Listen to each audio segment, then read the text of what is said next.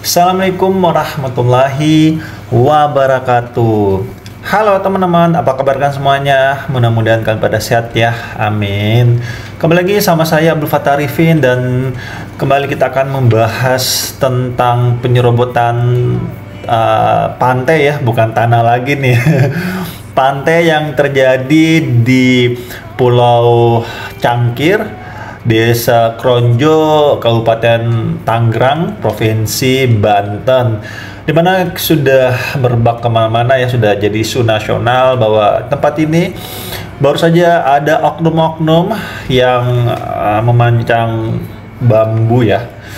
Dan sebentar lagi kita akan menerbangkan drone, sekaligus kita akan membahas tentang ini saya ambil dari artikel dari media online ya, dengan judul "Diduga Dalang Pagar Laut Tangerang, Agung Sedayu bisa dipidana karena menjarah aset negara." Oke, kita sudah take off ya teman-teman menggunakan drone, dan ini kita terbang ke arah selatan ya, ataupun menuju ke arah Jakarta nih, karena kita ketahui Jakarta ataupun di di Suta sana ya, Soekarno-Hatta, ataupun di Teluk Naga itu perbatasan ya. Jadi ini tanggulnya teman-teman, dia perbatasan langsung Jakarta Tangerang, ataupun di dekat dekat Naga sana ya, dekat, karena di sana itu ada tol Kaltara namanya teman-teman, Kamal Teluk Naga. Oke, kita lanjut aja ya. Saya akan sedikit membacakan nih yang cukup menggemparkan sih menurut saya. Jadi narasi yang saya buat ini bisa dipertanggungjawabkan ya, dimana saya ambil dari media online www.glora.co ya. Oke, ini edisi 10 Januari tahun 2025 ataupun di hari Jumat kemarin ya, ditayang di media online. Oke, kita mulai. Anggota Komisi 4 DPR RI Firman Subagio mendorong pagar laut yang terbentang sejauh 30,16 km di pesisir Tangerang untuk dirobohkan. Penyegelan dia nilai baik tapi belum cukup. Selain itu harus juga diungkap serta ditindak dalangnya. Firman menerangkan, pemagaran yang tidak berdasarkan izin dan aturan sudah seharusnya dihancurkan karena telah merugikan warga sekitar dan juga negara. Dia menegaskan bahwa laut merupakan aset negara yang tidak boleh diambil pihak manapun. Kami Komisi 4 sudah berkomunikasi dengan pemerintah, dalam hal ini Kementerian Kelautan dan Perikanan ataupun KKP, dan mereka sudah turun ke lapangan, sudah menyegel. Itu suatu tindakan yang tepat. Tapi menurut saya tidak hanya disegel, perintahkan saja semua dirobohkan, kata Firman saat dihubungi. Lebih lanjut, dia menambahkan jika benar pagar laut di dekat kawasan PSN PIK 2 itu merupakan milik Agung Sedayu Group, maka ini bisa dinamakan penjarahan dan harus diproses hukum. Kemudian diambil oleh pihak manapun, kemudian diambil oleh pihak manapun tanpa ada izin, itu artinya kan penjarahan. Nah, kalau penjarahan, kalau menjarah harta negara, maka hukumnya wajib diproses gitu loh, proses hukum, tutur dia. Pihak Agung Sedayu membantah terlibat. Mu'anas Alaidin selaku kuasa hukum mengklaim kliennya memiliki komitmen tinggi untuk melibatkan masyarakat lokal dalam setiap tahap pembangunan. Dia memastikan perusahaan milik konglomerat Sugianto Kusuma atau Pak Aguan tak pernah melakukan tindakan yang menghalangi akses masyarakat, termasuk nelayan, ke sumber daya laut. Tidak ada keterlibatan Agung Sedayu Group dalam pemasangan pagar laut. Kami menegaskan hingga saat ini tidak ada bukti maupun fakta hukum yang mengaitkan Agung Sedayu Group dengan tindakan tersebut, ujar Mu'anas dalam keterangan tertulis diterima di Jakarta, Kamis tanggal 9 Januari tahun 2025. Tapi warga sekaligus nelayan desa Kronjo, Tangerang, Heru Mapunca mengatakan hal yang berbeda. Pria berusia 47 tahun ini mengaku pernah bertemu dengan pelaku pemasangan pagar laut. Dia menuturkan pemasangan dilakukan pada malam hari. Kala itu, dia melihat 5 unit mobil truk sedang konvoi membawa muatan bambu menuju Pulau Cangkir. Karena penasaran, Heru mengecek ke lokasi pada keesokan harinya. Dia kaget ada sejumlah tukang yang sedang sibuk memilah bambu. Dia menambahkan, para tukang misterius itu berjumlah 10 orang. Dalam melancarkan aksi pemasangan pagar laut menggunakan 3 perahu. Oh, banyak. 10 orang. 10 orang tukang maksudnya. 3 perahu kalau nggak salah. Hebat memborong lautnya. Maaf, saya ulang. Hebat memborongnya. Laut saja diuruk di pagar-pagar gitu, ujarnya saat ditemui Kamis 9 Januari tahun 2025. Heru pun bertanya kepada salah satu tukang dan akhirnya dia mengetahui bahwa pagar laut tersebut merupakan proyek garapan Agung Sedayu. "Mang, ini bambu buat apa?" tanya Heru kepada tukang tersebut yang dijawab, mau buat pagar di laut." "Loh, ini proyek siapa?" tanya Heru lagi. Kemudian dijawab si tukang, "Agung Sedayu." Secara terpisah, koordinator tim advokasi melawan oligarki Rakus Perampas Tanah Rakyat ataupun TAMOR PTR, Ahmad Khozinuddin membeberkan pemasangan pagar ini melibatkan warga sekitar. Dia menyatakan dalam proses pengembangan PSN PIK 2, Aguan memiliki orang kepercayaan bernama Ali Hanafia Lijaya. Lalu, Ali mempunyai orang kepercayaan lagi bernama Gozali alias Engcun, yang kemudian memberi perintah ke Mehmet, warga desa Lemo, kecamatan Teluk Naga, Kabupaten Tangerang, untuk mengeksekusi proyek pemagaran laut. Khozinuddin menyebutkan sosok Gozali alias Engcun ini terkenal di kalangan korban perampasan tanah. Gozali bersama Ali Hanafia Lijaya saat ini menghilang dari peredaran. Engcun kabarnya ngumpet di Subang, sedangkan Ali Hanafia Lijaya tak diketahui ada di mana. Ujarnya kepada inilah.com di Jakarta Jumat 10 Januari tahun 2025, teman-teman. Seperti itulah ini ya berita yang saya ambil dari media online, jadi bisa dipertanggungjawabkan ya narasi yang saya buat.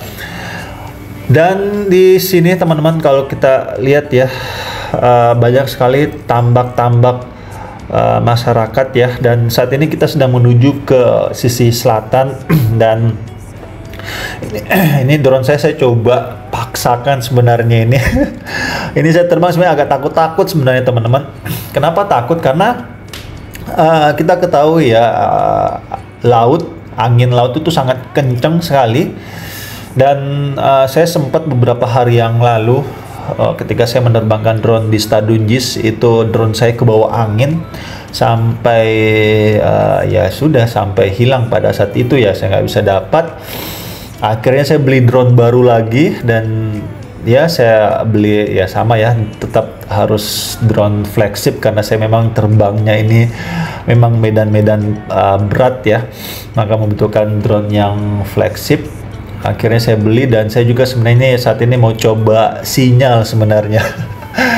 Mau uji ini ya, uji sinyal sekuat apa sinyalnya. Dan alhamdulillah ya jarak yang saya dapat sekitar 5 kilo lah teman-teman. Jadi ini kan di berita itu kan 30 km ya teman-teman. Cuma ini kalau kalian tarik lurus dari ujung ke ujung ya, saya sudah coba kemarin, saya sempat ke sana juga ya, dan sempat wawancara warga di sekitaran Pulau Cangkir.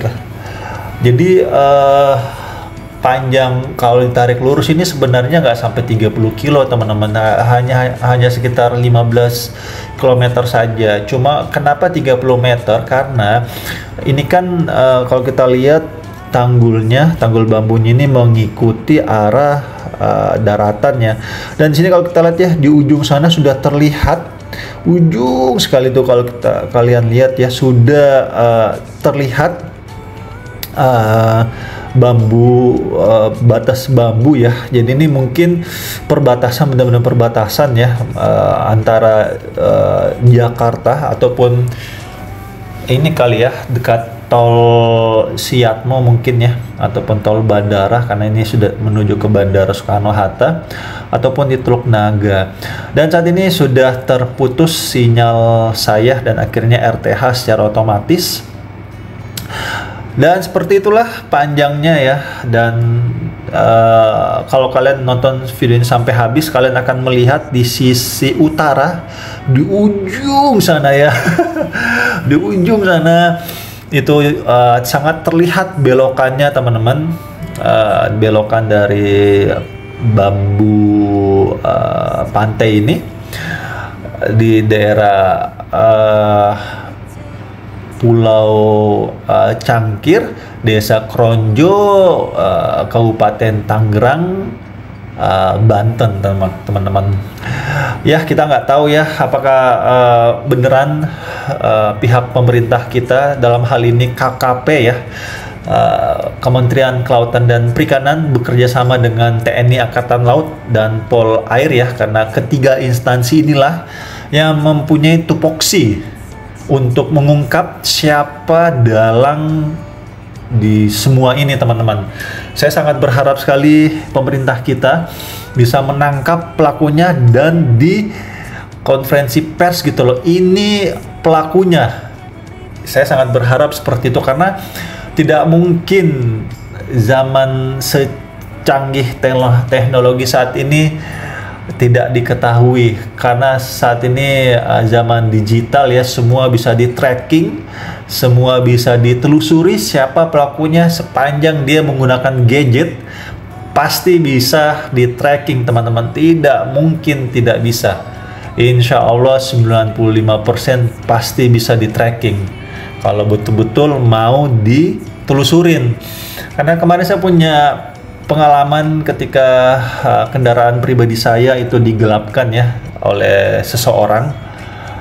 Jadi hanya membutuhkan 3 hari untuk menemukan pelakunya, dan itu akhirnya ditangkap pelakunya teman-teman. Dan itu pihak kepolisian, saya hormat sekali sama teman-teman pihak kepolisian, alat-alatnya canggih-canggih banget teman-teman, hanya membutuhkan 3 hari untuk menangkap pelakunya, dan akhirnya pelakunya sudah diproses secara hukum. Dan saya dilihatkan pelakunya itu ada sekitar 5 orang total. Ternyata itu mereka tuh sindikat. Waduh, di situ pengalaman saya, di situ yang kenapa saya mengatakan 95% insya Allah pasti bisa ditangkap pelakunya, karena saat ini zaman digital, zaman teknologi yang super canggih semuanya, dan pihak aparatur negara kita pasti mempunyai alat-alat canggih semuanya. Salah satu contoh yang saya ceritakan ke kalian ya, padahal itu mobil saya itu dibawa kabur ke Jambi, dan pelakunya ini ada di Jambi teman-teman. 3 orang ada di Jambi, 2 orang di Jakarta, dan 3 orang itu ditangkap di Jambi, dan 2 orang itu ditangkapnya di Jakarta, dan sudah diproses secara hukum seperti itu. Dan salam hormat untuk teman-teman pihak kepolisian yang sudah membantu saya untuk menangkap pelakunya. Dan mudah-mudahan ya ini teman-teman KKP, Kementerian Kelautan dan Perikanan bersama TNI Angkatan Laut, kita doakan, dan juga bersama Pol Air pastinya ya, kita doakan semoga beliau-beliau di sana amanah dan diberikan kemudahan, kemampuan, dan keselamatan dalam menjalankan tugas-tugas mulianya, dan diberikan kemudahan untuk bisa mengungkapkan siapa dalang semua ini, sehingga masyarakat bisa tenang dan bisa melihat siapa dalang yang bersembunyi di rimba-rimba laut ini. Rimba-rimba biasanya di hutan, ini di laut. Mungkin dia menyelam kayaknya nih ya. Oke, kalau kalian mau nonton sampai habis, monggo, ada sekitar 25 menit ya. Nah, di situ kalian bisa melihat ujungnya ya, ujung dari Pulau Cangkir ini. Jadi kemarin tuh saya sempat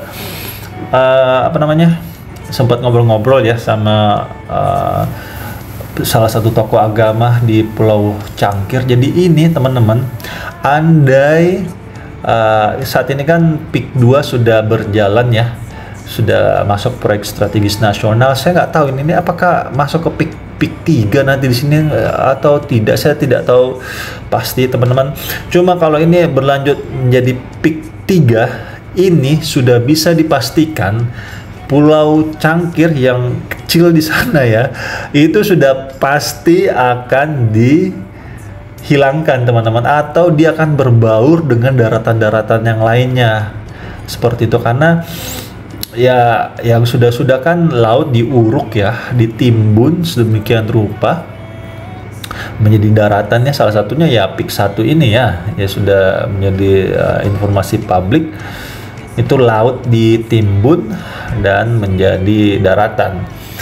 Ya kita nggak tahu rencana apa yang akan dilakukan ya beberapa tahun mungkin ya, ataupun ya bulan atau tahun di daerah sekitar sini ya. Apa maksud dari semua ini, dan mungkin juga bisa ditanyakan ya sama, kalau memang pelakunya sudah ditangkap, kita bisa tanya mungkin ya, ini ditanggul sejauh ini buat apa? Oh, dibuat jalan inspeksi atau buat apa ini ya? Ini gila 30 km men. Ini super jauh banget ini, ya Allah. Dan saya juga ini sih, maksudnya nggak habis pikir gitu loh. 30 km loh men, ini jauh banget ini. Yang saya menanyakan apa ya, para petugas KKP, teman-teman aparatur negara kita lah, dari Kementerian Kelautan dan Perikanan dan yang lain-lainnya tuh, ini laut kita men, kedaulatan kita ada di sini nih salah satunya. Cuma apa ya, sangat mudah sekali diobrak-abrik. Dan ya isu pertamanya kan yang kita ketahui, aparatur negara kita tidak mengetahui siapa yang nanggul ini. Nah berarti kan terlepas pengawasan gitu loh. Padahal ini Jakarta ini ataupun Tangerang masih ada di tengah-tengah teman-teman, bukan di Kalimantan di pojokan sana ya, yang lautnya memang berbatasan, benar-benar berbatasan dengan negara tetangga gitu loh. Ini kita di tengah-tengah men. Ya Allah, kok bisa seperti ini ya. Ya mudah-mudahan ini pelajaran ya, kalaupun benar ini benar-benar hilaf ya, sudah kita maafkan teman-teman. Dan mudah-mudahan para uli amri kita, KKP kita, Kementerian Kelautan dan Perikanan, mudah-mudahan ini bisa menjadi pelajaran.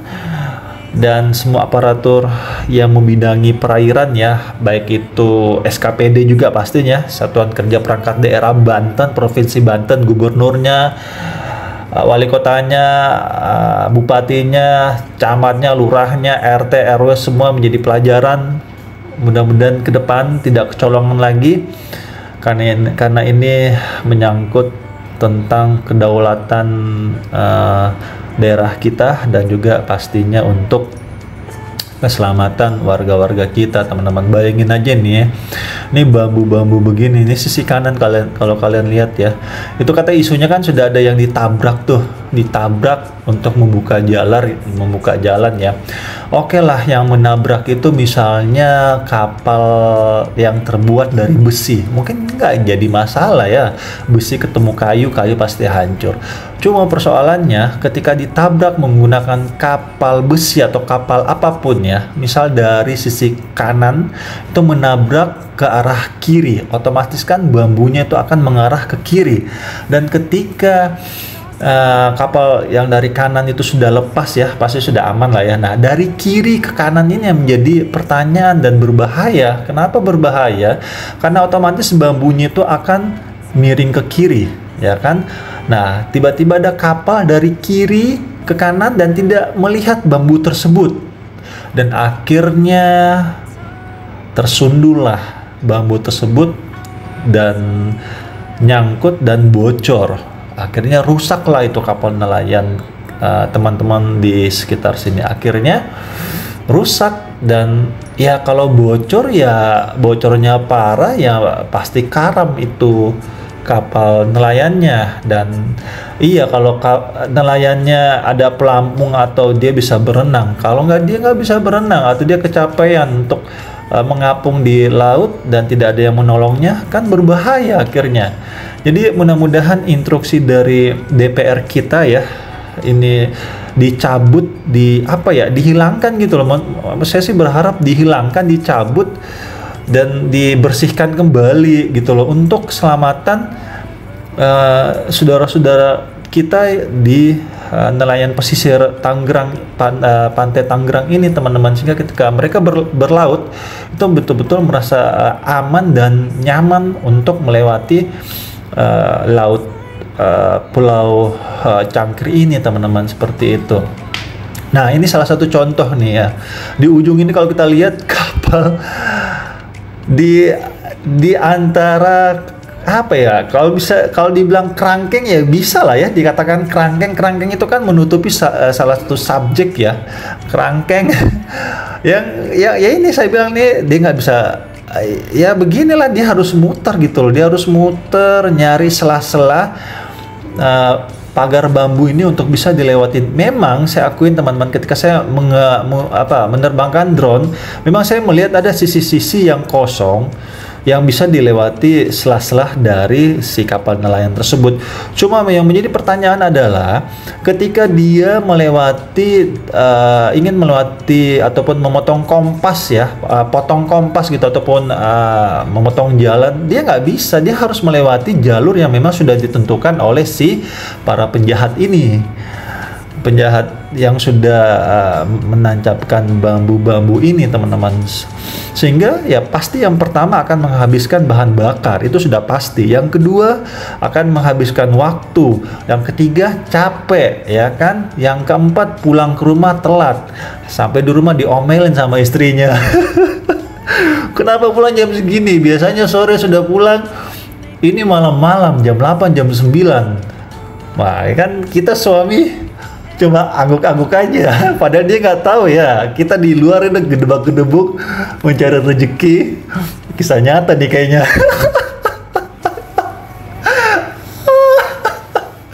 Kisah nyata ternyata ya. Nggak apa-apa lah ya, curcol dikit lah ya para suami-suami.